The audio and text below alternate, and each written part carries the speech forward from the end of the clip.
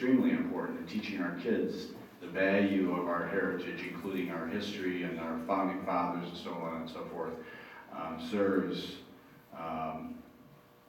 many value. It's very valuable. And I commend the park board, and I will point out to this group and to anybody who's watching that while there's an extremely vocal and extremely small group of members in this room, there's 90-some thousand county residents, 45,000 households. Many of them feel, as I do, that while we need to protect our valuable park system, we need to do that in a balanced way so that people can use the parks that we're spending millions of dollars on. And so I commend the parks for allowing this very valuable event. And by the way, if you look up the definition of a firearm, you will not find a black powder rifle to be under that definition by ATF definition. And so I would suggest maybe you go and look that up.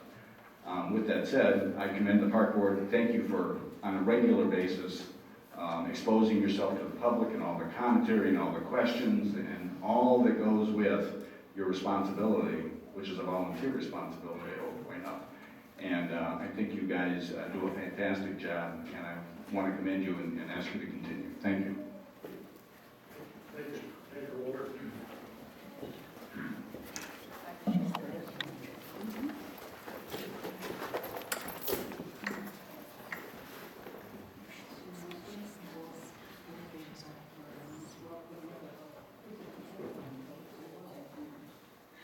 My name is Joy Kecko, and I'm from Bainbridge Township. The only thing that I've heard in here today is that the Protect Geauga Park is against having children in the park. I don't know why everybody is saying this against this group. All they want to do is keep the parks nice so they can go enjoy the parks, enjoy catching butterflies, grasshoppers, whatever it is, or playing in the creeks and catching little salamanders or something. But there's no way that Protect Geauga Park wants to keep children out of the parks. We just want children to be in the parks, using them in the natural way, using all this beautiful science that they can just get naturally by being in the parks. Thank you. Thank you. I agree with you.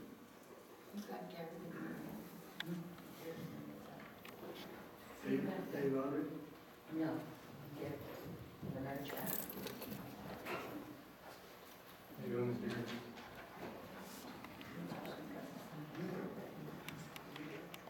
Green? Hi, I'm Garrison Meyer from Auburn Township. Before I start, I wanted to preface my comments to let you know these are all my own thoughts and opinions. I heard that there was an ad hominem attack against me a while back that I couldn't think for myself. Who knew I was so qualified to run as a Democrat? I've been reading a couple editorials in the paper that are specifically concentrating on Protect Geauga Parks, stating that they would like children to simply go play at playgrounds that are on churches or schools.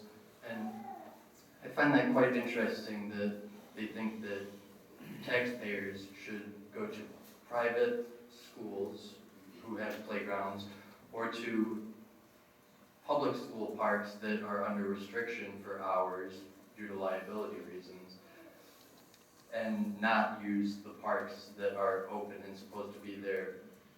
Children love to go to a playground. I have kids that I will watch from time to time, and the one thing that you can always bank on is go to the playground, yeah, they're interested. And a playground in a small venue is a great way to get children interested in the greater surroundings that they're experiencing. That was one thing that was so great about Liberty Camp. Kids hear anything going bang, and they're going to be slightly interested because that stuff's cool. And so to be able to get them out and to use something as simple as that to capture their fascination about something as important as our heritage is awesome.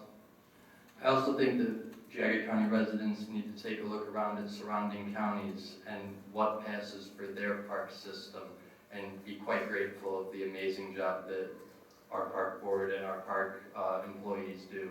I work regularly up in Lake County, and to compare Lake County parks to Geauga County parks is an embarrassment.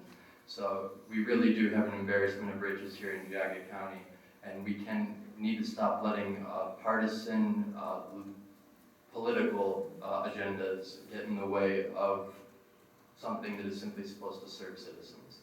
Thank you. You know, an interesting article that I read just the other day was that one of the recommendations that I think the National Association of Teachers is that they increase the playground time. That's one of the fallacies that we fell into here about 10, 15 years ago. That was one that got on chopping block. Now they're saying, no, we made a big mistake, let's increase it. I agree with you. Thank you. Okay, we're gonna take a brief recess for about 5 minutes, and not even 5 minutes, and then Judge Mardell is going to come.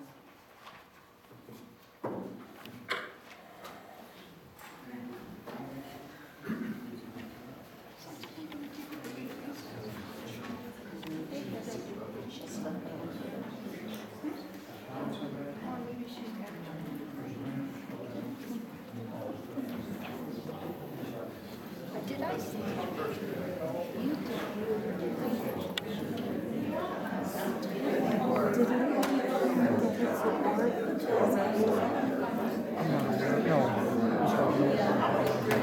Okay, but I just know I was late. I'm supposed to be here at 3:30. Oh, was that right?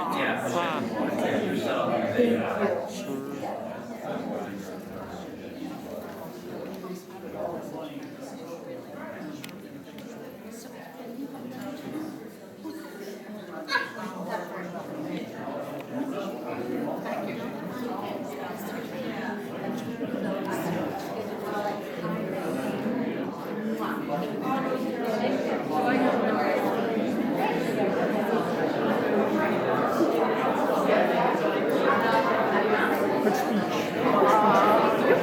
Nice today. Wow. Anyhow, when you go out to talk to that cop, I'm going to be standing right behind you. I know it's totally ridiculous. I specifically asked him twice whether anybody. I wouldn't have brought it up if I hadn't specific. I do know. That's the reason I asked you twice. Of course. So I could, because it seemed like Sure. He said it was. He said they were aware of it, and he said, "Is it being investigated?" And he refused to say. He said, "I can't recall his exact words." Something to that effect. Has anyone asked him? Has anyone investigated? You notice I've got three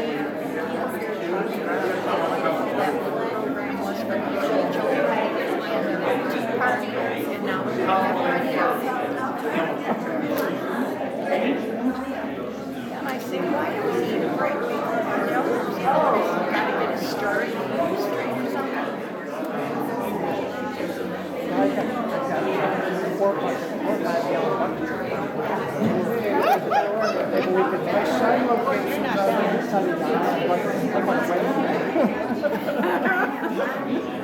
I like that idea. Yeah, everyone's supposed to your money on birthday buckets. Oh, yeah, that's fun. Actually, we put it in a container, in a dumpster, and it's with room. Yeah. We can't get rid of it. Nobody wants it.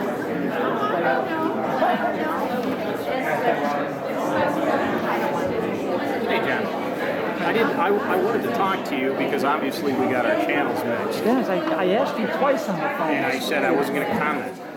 If I'm investigating something, just like if you called another police department, it's not at that point in time, I don't have to give you the information. You could at least tell me if you're investigating it, though. You I refused to do said that. I was advised of it and was looking into it. You asked me. You didn't say you were looking. I don't, Well, that's fine, John. I'm not going to argue with you. Yeah. I'm not. Save that for another board meeting. Okay? Well, I want to explain to you what the question was, not get into an argument of what I said or didn't. If you wanted to talk about this, I'm giving you that opportunity. It's out in the open now. Okay? I looked into it. Okay? At the time that you called me, I was still looking into it. So I wasn't going to give you any information until I wasn't asking for information. investigate. Okay, well, maybe I'm the wrong one, okay?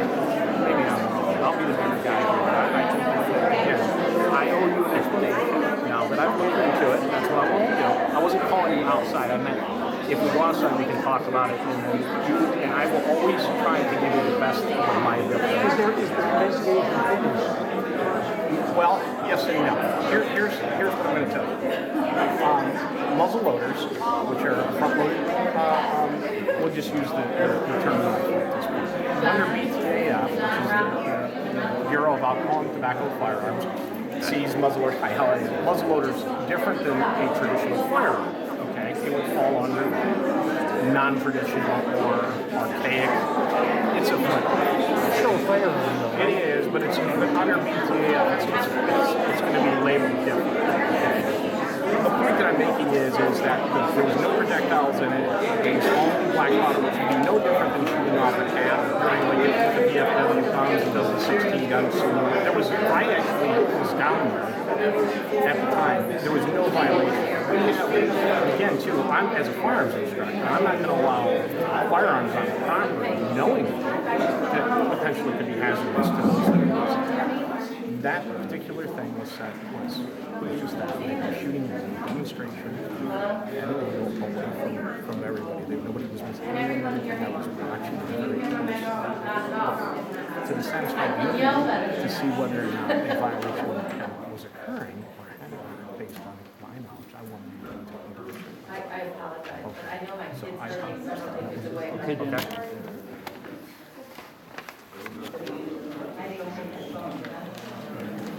No, use the judges. Yeah, he does.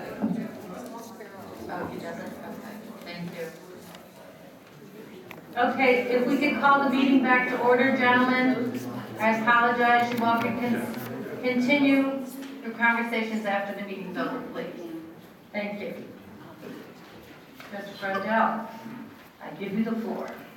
Thank you, Madam Chairwoman. Good afternoon to fellow Geauga Countyans and any visitors from outside the county. I am probate juvenile court judge Tim Grandel. Today I'm going to wear two hats. I'm going to start off with the probate court hat and then switch to the juvenile. For the probate, I want to bring back to the board's attention House Bill 8. And I sent the board a letter on May 8th of 2015 about this bill. Last year, the prior board attempted to address one of the board members' concerns that the park had acquired property that had oil and gas wells already on it, and that their purpose clause in the bylaws didn't necessarily address the ongoing existence of those wells. And the board amended the bylaws and unfortunately put some language in that was overly broad, giving rise to concerns that there could be oil and gas drilling in our parks.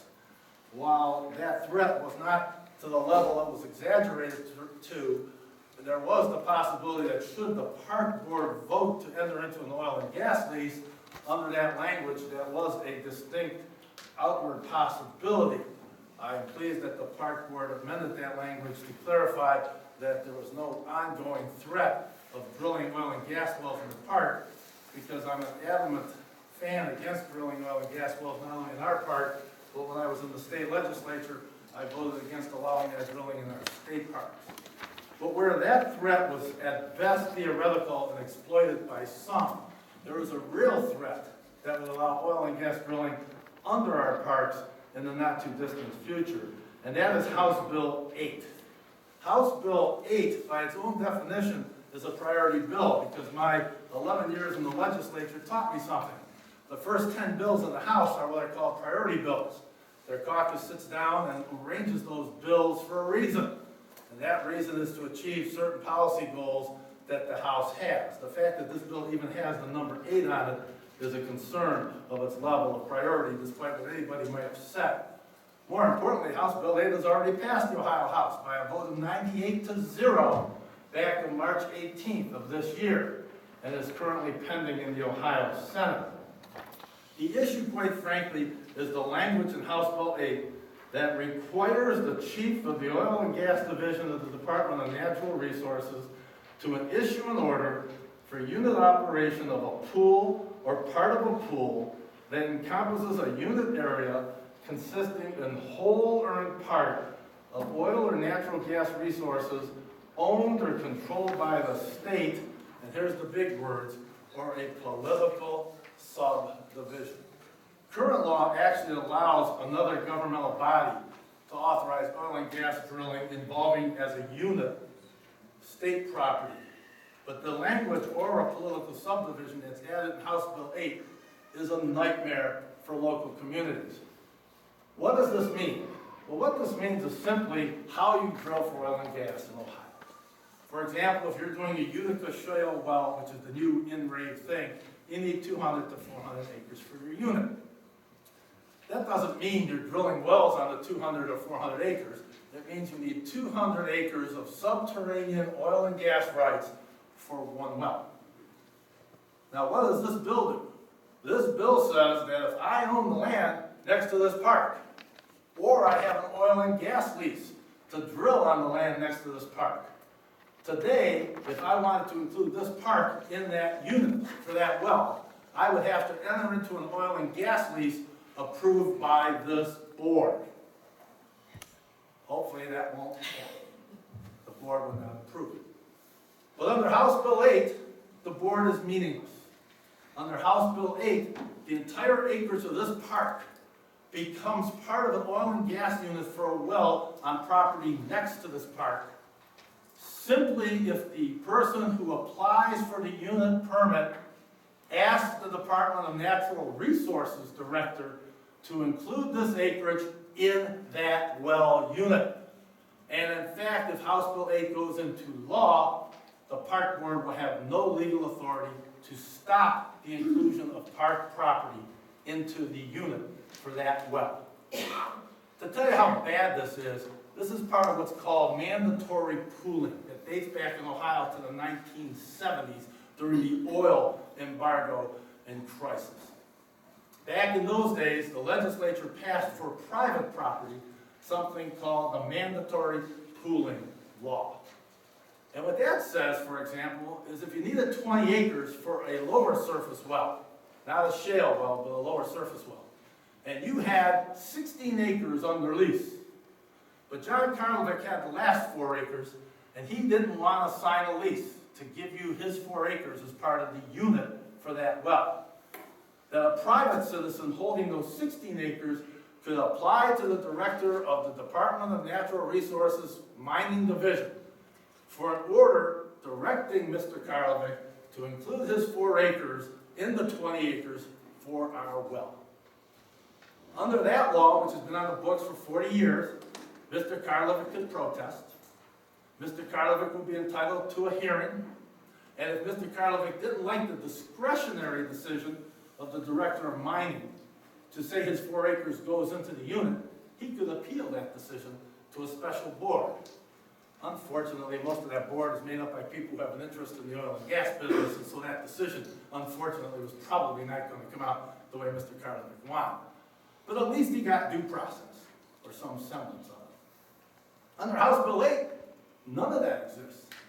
Under House Bill 8, if you own an oil and gas lease next to a public property, whether it's a county park, the town square, Kent State Geauga campus, a local township park, a fire station, any of those, if you apply for a permit that includes the subterranean rights, the underground mineral rights of that public property, the Director of Natural Resources has no discretion under House Bill 8. It says that he shall include that public property into the unit for the oil and gas drilling. In fact, if you ask the Director of the Department of Mining and Natural Resources, he'll tell you he doesn't like House Bill 8 because it took away his discretion when it came to mandatory pooling. Now, you've got to ask yourself a question. We're sitting here on October 13, 2015, and a bill that was the largest taking of public property rights in the history of the state of Ohio passed the Ohio House by a vote of 98-0 6 months ago, 7 months ago. There was not a single negative vote. If you folks were worried about oil and gas drilling involving our parks last year, you should be terrified about House Bill 8 because it does 2 things. It directs that the public property be included in the unit, and it takes away the authority of the board to do anything about it. I came upon this problem in May, not because I was reading legislation, but because I was contacted by some friends of the Cuyahoga County Parks, who were greatly concerned that this bill would allow oil and gas drilling under the Cuyahoga County Parks. They are led by a group of people from Gates Mills. They have put together an organization, and they have attempted to lobby this bill in a different direction. But if this bill passes the Ohio Senate and is signed by the governor, oil and gas drilling under our parks will be a given someday, and nobody on the local level, including the board, will be able to stop it. I talked to Senator Eklund. Senator Eklund said he was preparing an amendment to exclude county parks from the bill. That would be a good start. But don't forget, it's not just the county parks, it's all property owned by a political subdivision.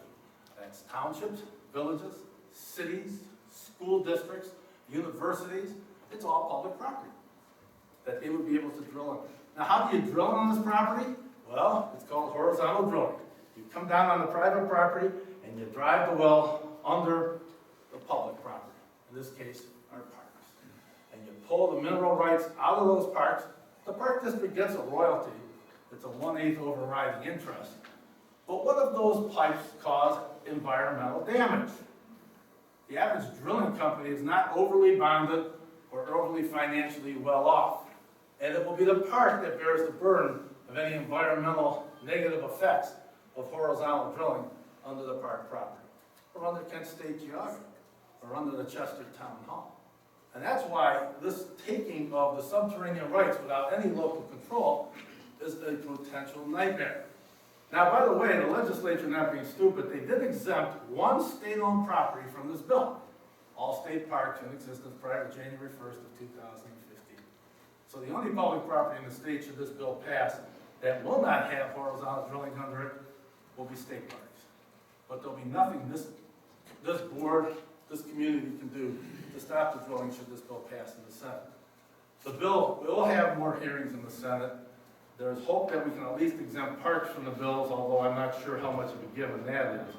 But if you're really concerned about oil and gas drilling on your parks, and I asked the board again in my letter of May 8th, that you contact your counterparts in Cuyahoga County and join with the state organizations to try to get House Bill 8 either blocked or at least seriously amended to take away the provisions that affect our parks and take away your authority to decide what's going to happen underneath our parks.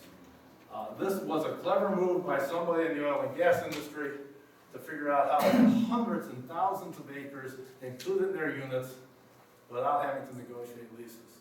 And it's going to be great unfortunate should this measure go into law.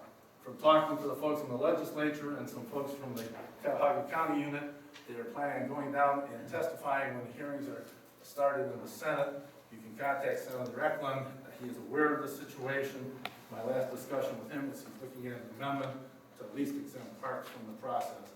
But if you're really concerned about oil and gas drilling in the parks and not about just saying and complaining about it, you need to do something about House Bill 8. And I ask the board to take some action in that direction. So I thank the board for that opportunity. And now I'd like to switch and put on my juvenile court hat for a minute.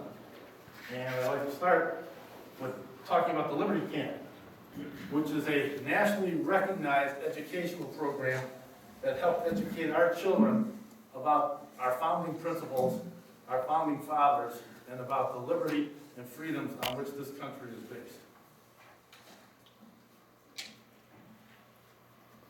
Do we need to turn on some lights?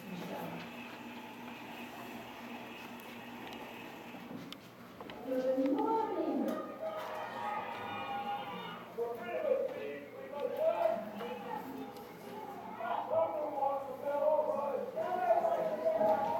The goal of Liberty Camps is to bring the founding days of America's history to life for the children who will be the future of America in years to come.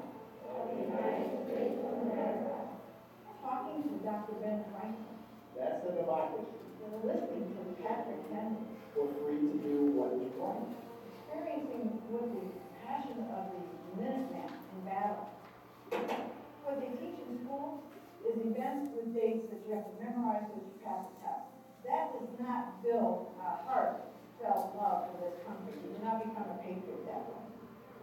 They go from station to station, always still in the 1700s, not 21st century, computerized children.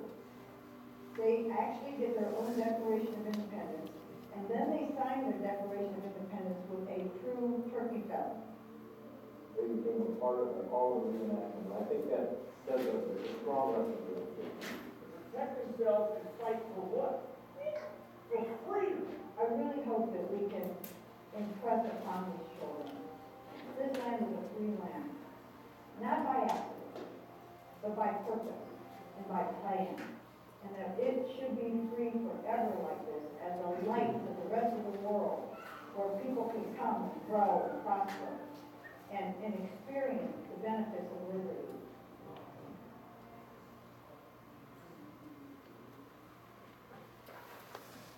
As Geauga County Juvenile Judge, I am statutorily responsible for the care, protection, and mental and physical development of our youth in Geauga County. Liberty Camp is a shining example of what positive volunteers in this county can do to help educate and prepare our children for the future. I find it interesting that the first thing you saw in that tape of this nationally recognized program was the discussion that freedom of speech, and freedom of speech is the First Amendment and one worth dying for. Freedom of speech was not earned by a petition or by a letter to the editor, although Pastor Sanders is here today. It was earned in part from the speech of the pulpits of those brave pastors who put everything at risk back at the time of our revolution. But the truth is our freedoms and our liberty was earned at the end of a musket, at the end of a cannon. It was earned by gentlemen who died carrying those muskets, fighting for those fundamental principles that we exercise in this room here today. And I can only take this time to ask Linda O'Brien and our Liberty Camp people to come up and John Norris to come up, because I think it's fitting, as the juvenile court judge required to maintain the responsibility for care, protection, and mental development of our youth, that we take a moment to recognize the Liberty Camp for its contribution to the children of our county this past summer. For truly, Liberty Camp helped protect, conserve, and protect the history and principles of our founding fathers, that through their sacrifice provided the fundamental liberty and freedom that we all enjoy today.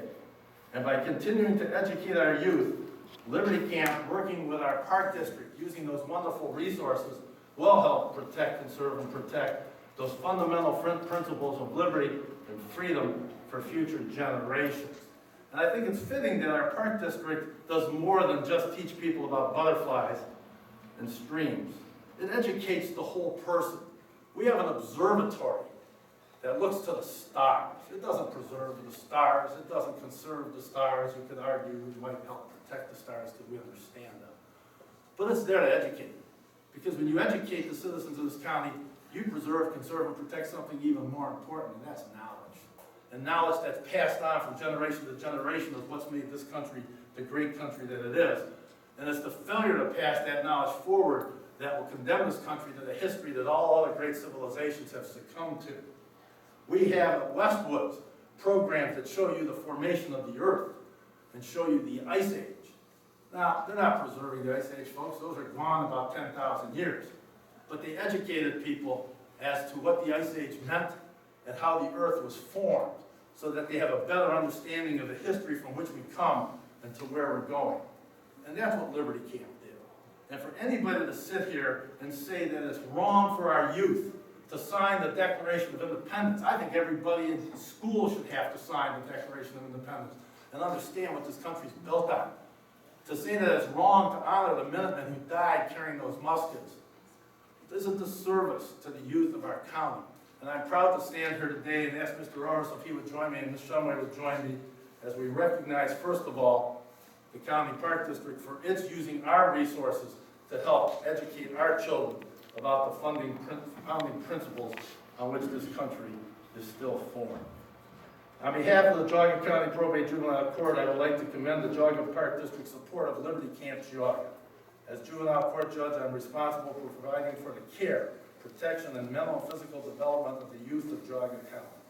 The education of fundamental rights and liberties that Liberty Camp Geauga provided